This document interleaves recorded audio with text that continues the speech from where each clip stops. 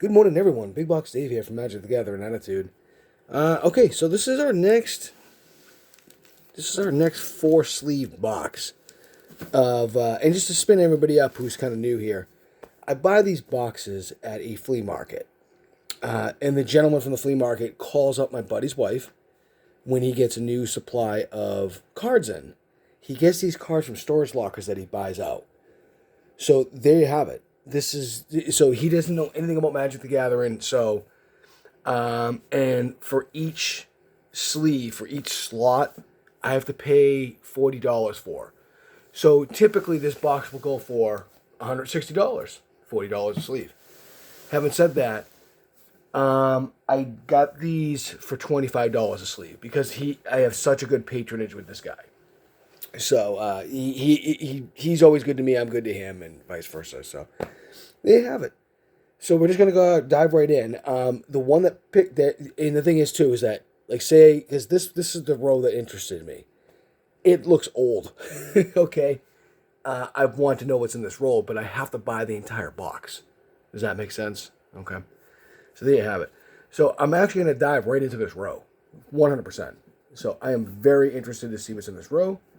I don't care if this is the bomb row and everything else sucks. That's just the way it is. So, and when I'm at a flea market with this guy, I am literally looking at hundreds of thousands, if not millions, of cards at a time. So I can only grab like a chunk of these at a time and just go like right through them. So there you have it. There you have it. Okay, so a lot of this will be bulk, for damn sure. However, I've hit on some of these. I think the biggest score we had was like $1,700, and that was out of two rows. So, but it was a 2-row box. So I paid $80 for it and got $1,700 back, like actual value, not not like TCG market price, blah blah blah. There you have it. So, okay, and I will be taking intermediate pauses in here as well. So, okay, this is some older stuff right here, for damn sure. Okay. Obviously, we were just looking at some Battle for Zendikar. There we go. Cling to dust. Maybe the box is throwing off a glare. I don't know. Very strange. So, but when we get to the older stuff, I will slow her down a little bit. This stuff, again, you can tell right there. This Battle for Zendikar symbol. There you have it. Okay, so now we're getting into some Ice Age. This is where we slow our roll just a little bit. Okay, Circle Protections.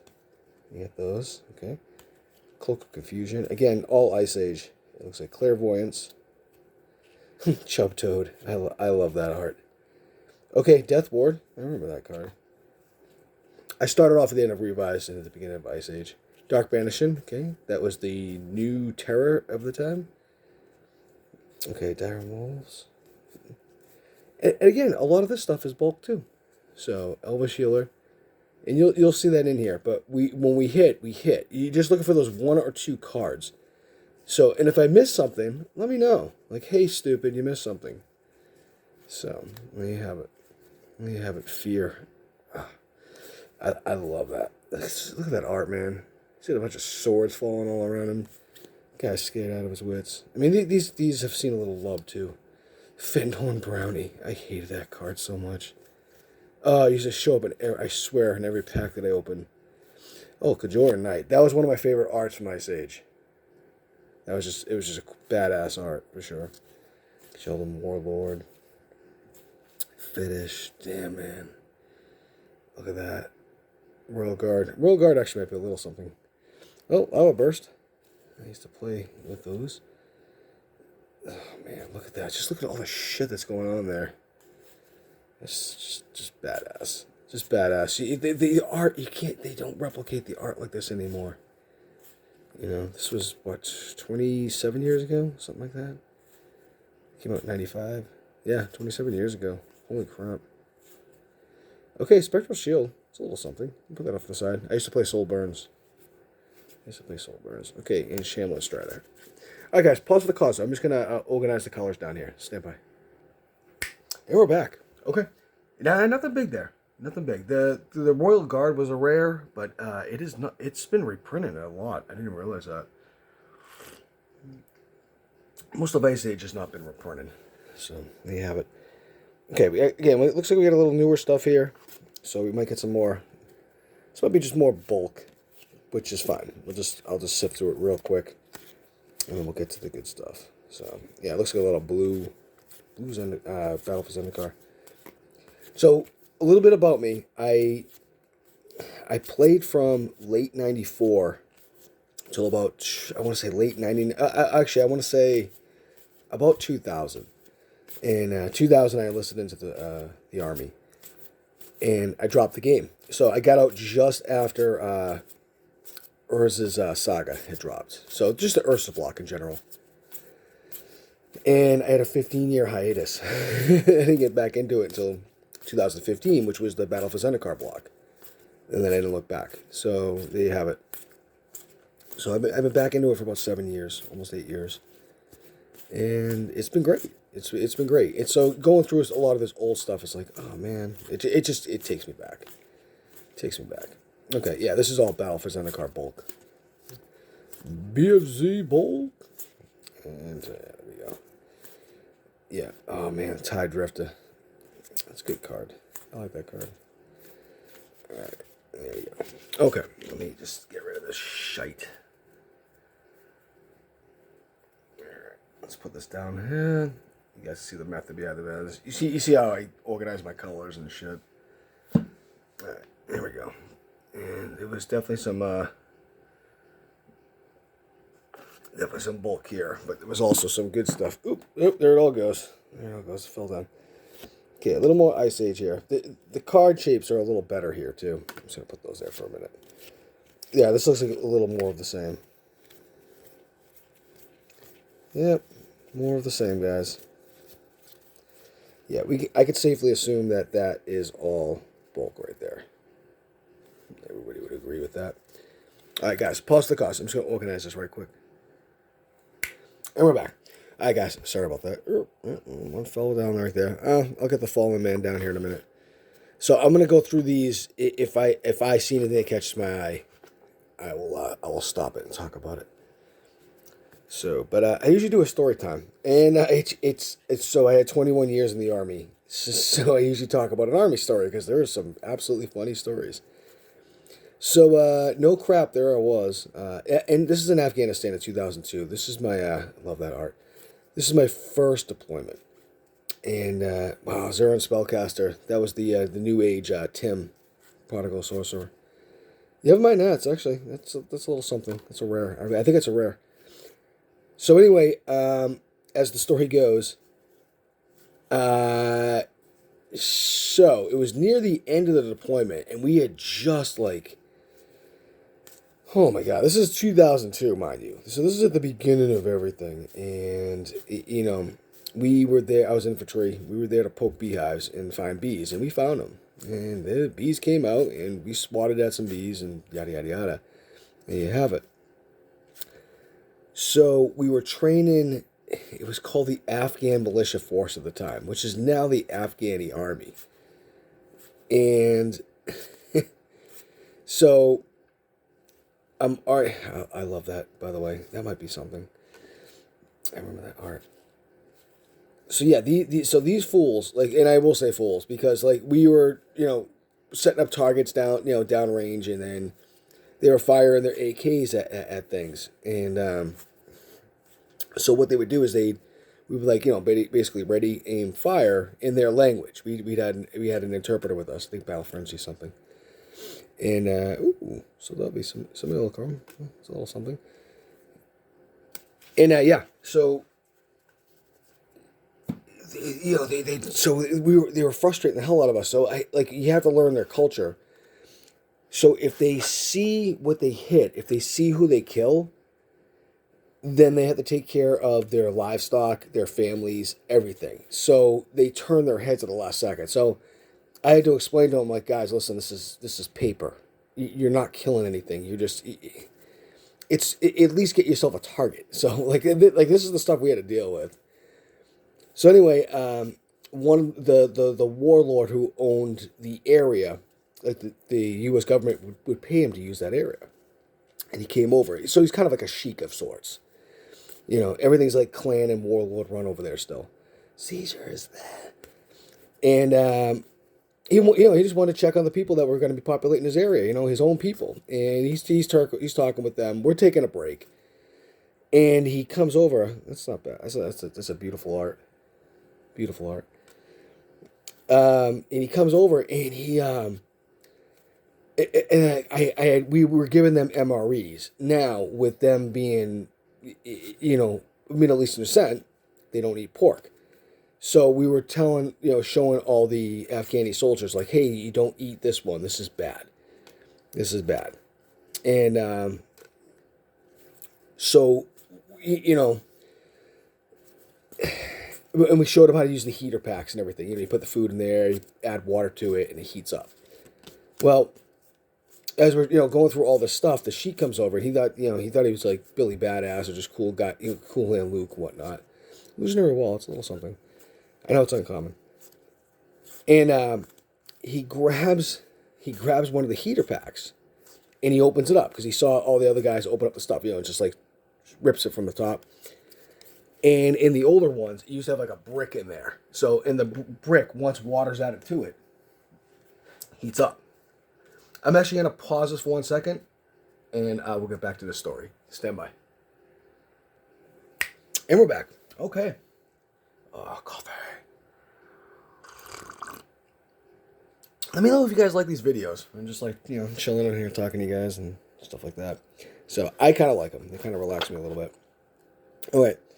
So, getting back to the story. So Mr. Shiki Diki, he grabs up the heater, the heater brick out of the heater pack. So now, as soon as water hits this thing, it starts heating up, and it's like at a high temperature. It's like it's crazy. In 5 minutes, your freaking meal is cooked. So like, I see what happens, and he went to like grab it and go, like stick it in his mouth, and I went over to him and I slapped his hand, which is like a no. It's like you don't do that. But I didn't want him to get hurt, obviously. And he has like his own armed escort. There, we got some fallen empires here. That's pretty neat. Fresh clout orcs. Sorry, guys, it's just a squirrel. And so he starts yelling at me, and his guys get at the low ready. My team, I'm in charge of 3 people at this time. They are definitely at the low ready. As soon as I hit this guy, they kind of knew what to expect. And one of my favorite arts of all time in Ice Age, Mind Ravel, so cool. And more fiend. You're right. I'll put that off to the side. That might there he is. The Goblin Snowman. I love that. That's probably my favorite card. Oh, Trade Jack. Put that off to the side for you, bud. Anyway, so he starts yelling at me, and he's obviously speaking in Farsi or Pashto. And I can't understand a damn word he's saying. We have an interpreter right there. And he's not happy. I go, yep. And the interpreter's not getting it either. Like, he's just like, he's an American soldier. So I get into a defiant stance. I cross my arms, and I just look at, and so now this enrages this warlord even more. And I wait, and I wait, and I waited probably about half a minute, 30 seconds. 30 seconds is a long ass time. And finally he starts going, the hand he uses right hand too, because they don't use their left hand for anything they eat, started to burn because the residue of the brick was on his hands. We are comprised of 65 to 80% water. So our bodies will activate the brick. And I was just waiting for that to happen. Ooh, Force Void. That's pretty cool. And I got out of the defiant stance. I very, very, very slowly grabbed up my canteen. I'm like, come here, stupid. And I looked at the interpreter. He's like, you want me to tell him that? I go, you fucking ain't right, I do. So, and the guy didn't even argue. Like, it was so funny. Like, when you're burning, like, there's no worse pain in the world than burn. When you're burning, You'll do anything anybody says. And I grabbed my canteen. I made like a little mud puddle. And I grabbed his hand. I stuck it in the mud puddle. And he's like, and you just like, you see the instant relief on his face, you know. So there you have it. So after that, I couldn't get him away from me. Like he wanted to be my best friend. And ooh, Sunstone, that's pretty cool. I like that. That's pretty cool. Snowhound, I remember that. He's got the little jug around his neck in the old cartoons. Yeah, the alcohol in there. Anyway, yeah. So no, there you have it. And all his personal bodyguards were thanking me. He's like, hey, they keep thanking you. I'm like, yeah, it's no problem, man. And when I finally got a moment to talk to the sheik or the celestial sword, to the I don't know, the warlord, I explained. I was not trying to be disrespectful. I didn't want you to get hurt. And he's like, oh no. And he's like, and you can tell by and you have to look at them when you're talking to them, even though they don't understand you. And they do the same back. So the interpreter interprets as you're looking at each other in the eye. So he could tell from my face and I could tell from his face that like there was an understanding there. So there you have it. It went from really, really, really bad to something like it just an understanding of the world. And it was pretty cool. It was pretty cool to see that kind of thing. Ooh, glacial wall. That's kind of neat. Big ass wall right there, boys. Oh shit. So that's my story. I'm sticking to it. So actually, iceberg. For some reason, that's sticking in my head. I don't know why. It's probably nothing, but clairvoyance. I can see the future. I might stop after this one, just to I try to keep these things under 20 minutes, and I almost always go over. I don't want to bore you guys either. Like oh, okay, yeah, it's Ice Age.